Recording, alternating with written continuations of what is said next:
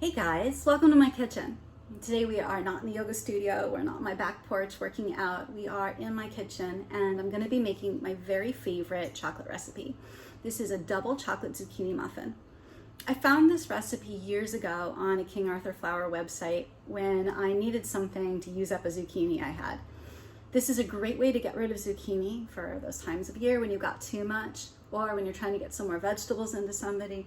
But honestly, it's just one of the most delicious recipes I've ever made, and I can tell you that everybody that tastes this really loves it, and I give out this recipe all the time. So let's get started.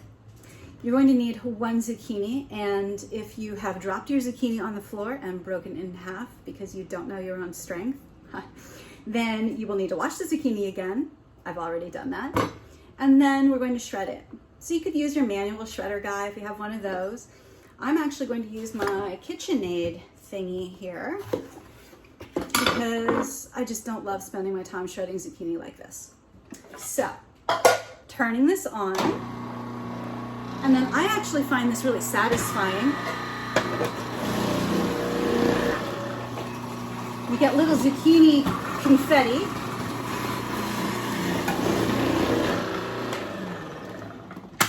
And I will feed the zucchini slices that are left to one of my dogs. He loves these. Okay, so I've got my beautiful shredded zucchini. Looks like this, and we'll be using that later in the recipe. Now I've also preheated my oven. That's at 350 degrees, and I'm gonna get my cupcake liners ready in a moment, but let's keep going and power through.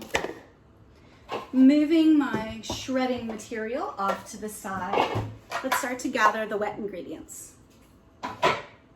So I'm going to put the wet ingredients right into my KitchenAid stand mixer. And you can do this either in a bowl or right into the stand mixer like I'm doing here. Today I'm using 2/3 of a cup of aquafaba. Now, if you don't know what aquafaba is, it literally means bean water. Sounds gross. It's really not that gross. This is the cooking liquid that's left over from when they cook chickpeas. And anytime I open a can of chickpeas, I drain them and save the liquid. I freeze it, and then I've got it ready to go. So about 1/3 of a cup of aquafaba equals 1 egg. So I've got 2/3 of a cup in here. And to that, I'm going to add 1/3 of a cup of maple syrup. The original recipe called for honey, so I subbed out maple syrup for honey, and I really like the flavor this brings. Then we're going to need 1/2 of a cup of cooking oil. Now you can use canola, avocado oil works great. I'm using grapeseed today because it's what I have. You always want to make sure that your oil is fresh.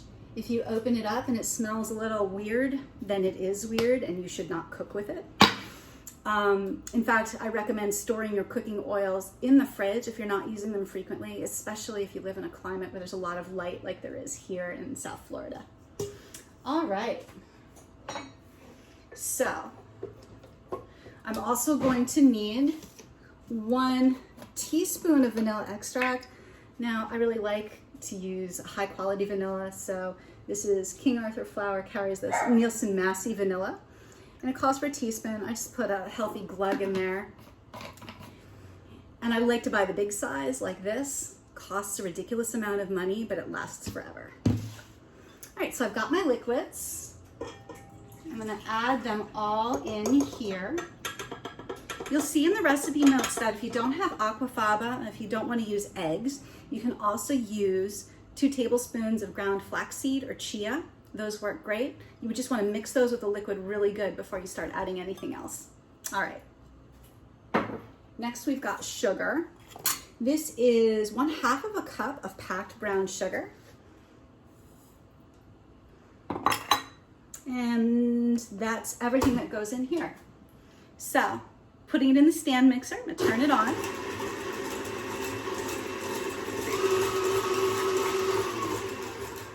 You always want to make sure, oh, I could tell you stories. You always want to make sure that you start it on low so that it doesn't whip up into your face.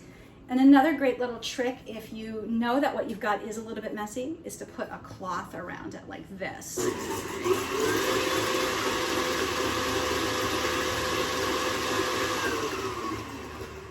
Now when I feel like that's blended up pretty well, I'm just going to set it aside and move on with the next part of the recipe. Let me back this up a little bit. Great. We'll need a separate bowl here, or at least I prefer to use a separate bowl to get all of my dry ingredients mixed up. For this recipe, you can use all-purpose flour. You could use a mix of white and whole wheat flour. That works great. Probably wouldn't do all whole wheat. That gets a little like chewy. I'm not a big fan of that, but half and half would be great. And I've also done gluten-free with this. King Arthur Flour's gluten-free mix is great, and Bob's Red Mill makes a really nice one too. People can't tell the difference in this recipe at all. It just comes out delicious. So we are using 1 2/3 cups of flour. 1 2/3. Over the years, I have taught myself to look twice at every measuring increment that I put in. I can get in a hurry and just start dumping.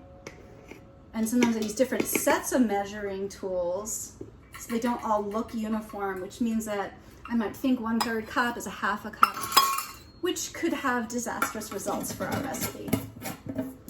All right, that's 1 2/3 cups of flour, and we'll set this aside on the shelf. Okay, so next, let's take a look. Baking soda, baking powder. It's half a teaspoon of each.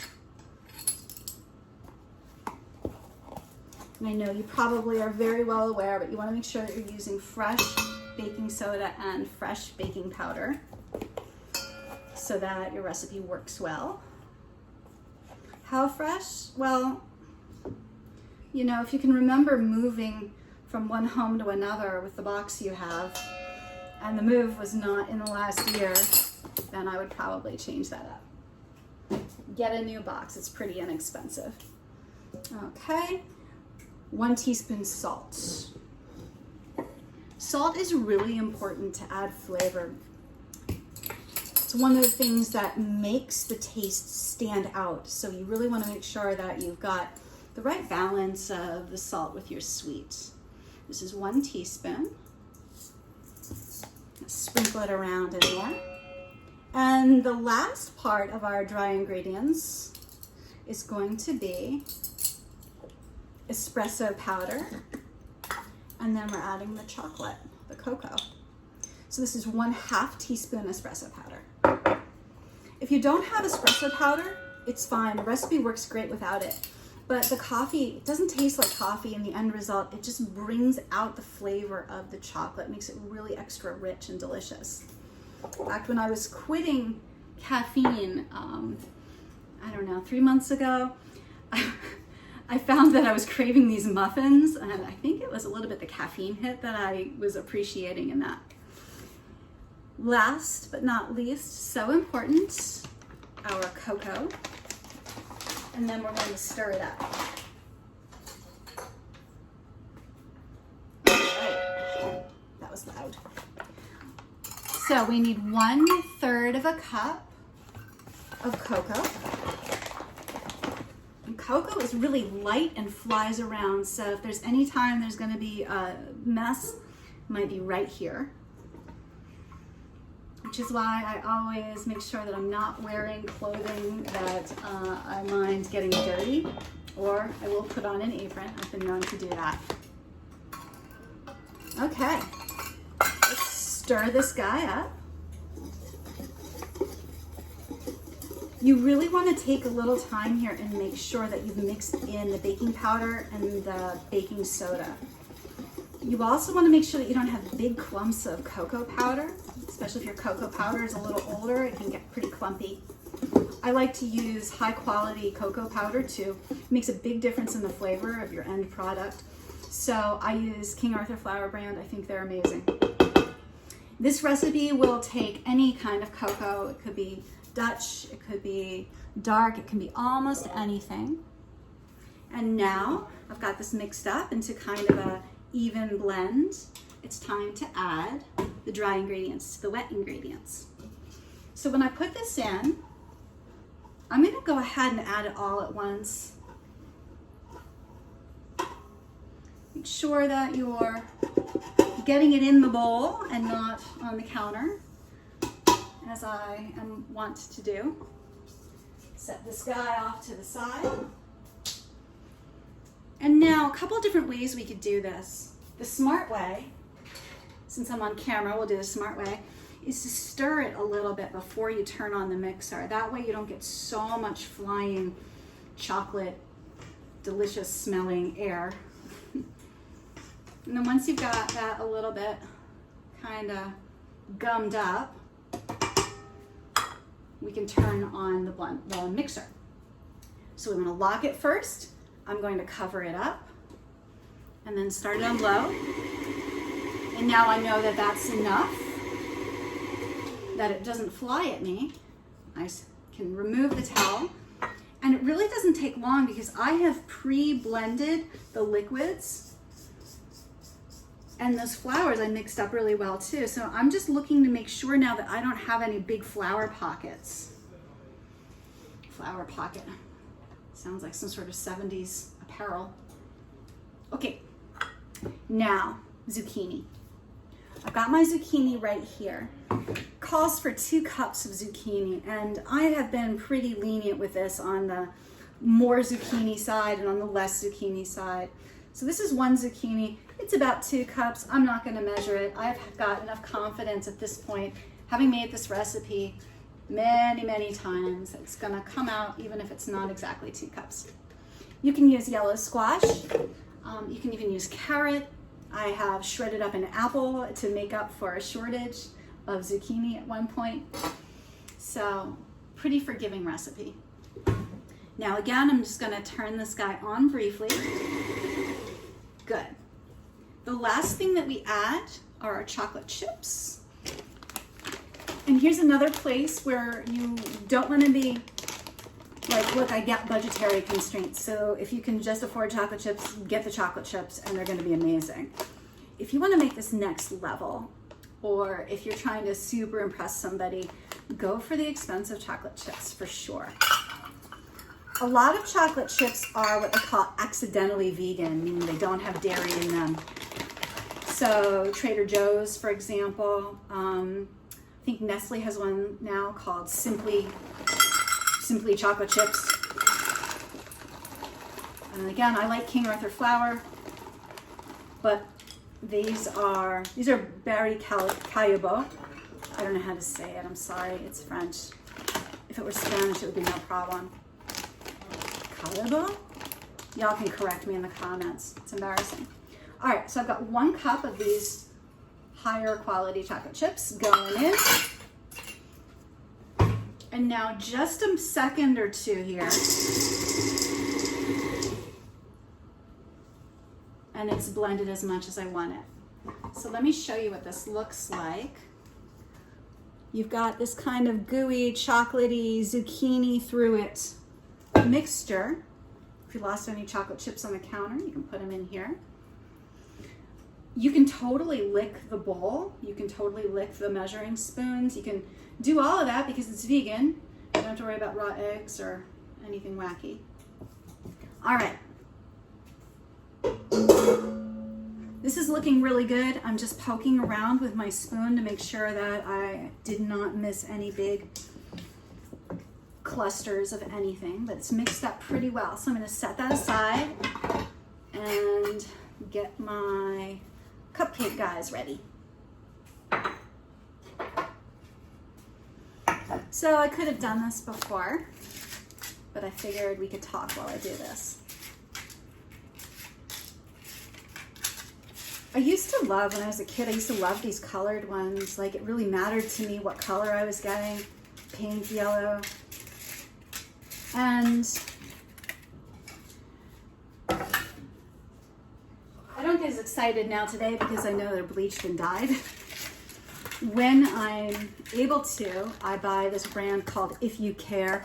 which honestly feels super judgmental to me if you care. Look, I care. I just couldn't get that brand. Or I care, but maybe I have some financial concerns and can't afford to spend 3 times as much on your unbleached brown cupcake wrappers. You know what I'm saying?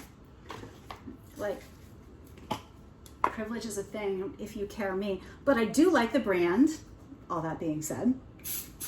All right, now I'm hitting this with just a couple of sprays of, I don't really know what's in here, and it's probably better that I don't, Vegeline food release spray. This is another King Arthur flour product, and I try not to think too much about it. I eat really well. I try not to put a lot of processed stuff into me and the people I love, but sometimes you really want to get your cupcake out of the wrapper without losing all of that beautiful food that you created to the wrapper itself. So that's what we're after here. Now, getting the batter into the cups, sometimes that's a little like dicey. I am going to use a cookie scoop that I happen to have. Don't you love the happen to have language? I've got about 1 scoop going into each to start, and then we'll see where we go. I always got a kick out of it, especially in the early cooking shows before it was really commonplace. I'm thinking of like the 90s when we would watch a cooking show and they'd be like, I just happen to have here. Now, look, lady, you didn't happen to have it. You staged this. If you didn't have it, it'd be a whole different thing. But, so I don't happen to have this. I bought this because cookie scoops make my life easier. But if I didn't have it, I'd be using a spoon, and that would be totally fine too. I've set myself up with what? 12 plus 9, 21 different muffin guys, and I may need 24. We'll see. Depending on the zucchini, sometimes it's a little more, sometimes it's a little less. This recipe freezes great. I actually am going to be taking some out of the freezer later today, so I have plenty to send along with my partner Glenn, and he's going to go see his kids, and we're going to drop off some muffins. Looks like I might be just about right.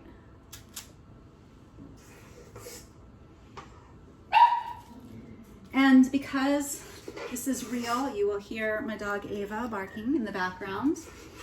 There is some imaginary thing happening that only she knows about, and she has to bark at it. Wow, this is amazing. I'm going to be just right on this. So let me turn this so you can see. I'm filling the last 2 here, and now I'm going to get sloppy because I can no longer successfully cookie scoop. I'm down to the end.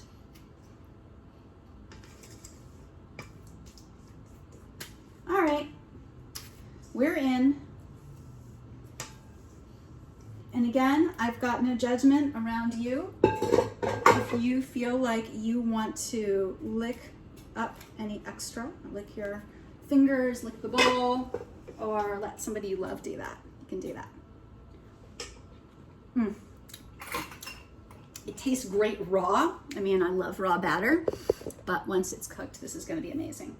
All right, so I've got 21 here, and you can see I've filled them just about 2/3 of the way to make a little space for them to rise. Let's get them in the oven. I've got 2 racks set up, and halfway through, I'm going to rotate them, and I'm going to swap them out. So the top one goes to the bottom, and the bottom one goes to the top.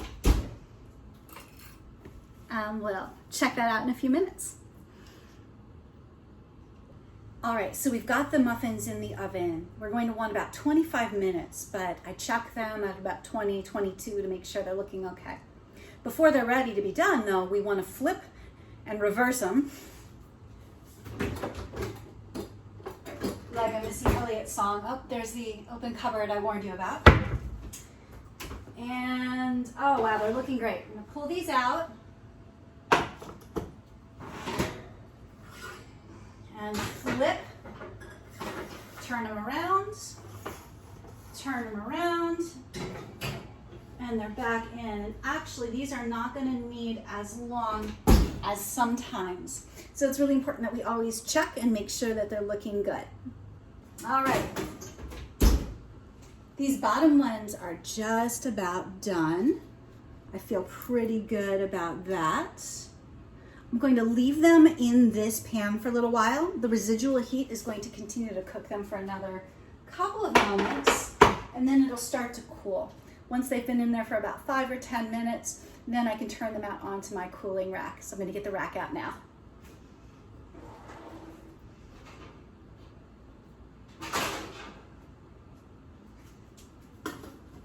I like these things so much to cool off your baked goods. When they come out of the oven, you don't want to take them off of the pan or out of the tin right away. We always want to give them a couple of moments to settle. If I were to try to take things out too early, then sometimes they lose their shape because they're not really fully cooked yet. They're not ready to hold their own shape. Okay, going in for my second muffin tin. And this looks almost there, but not quite. Just another couple of, maybe another 30 seconds. You don't need to put any kind of frosting or anything on these. I have done chocolate frosting on them in the past. That's always a popular choice with the kids. But they're really so gooey and moist and decadent anyway, they don't need anything extra. There's plenty going on with this muffin. Once they're ready to go, they can be eaten right away. You can let them cool a little bit and then eat them. Or you can store them at room temperature without a problem. Or they do great in the freezer, as I mentioned.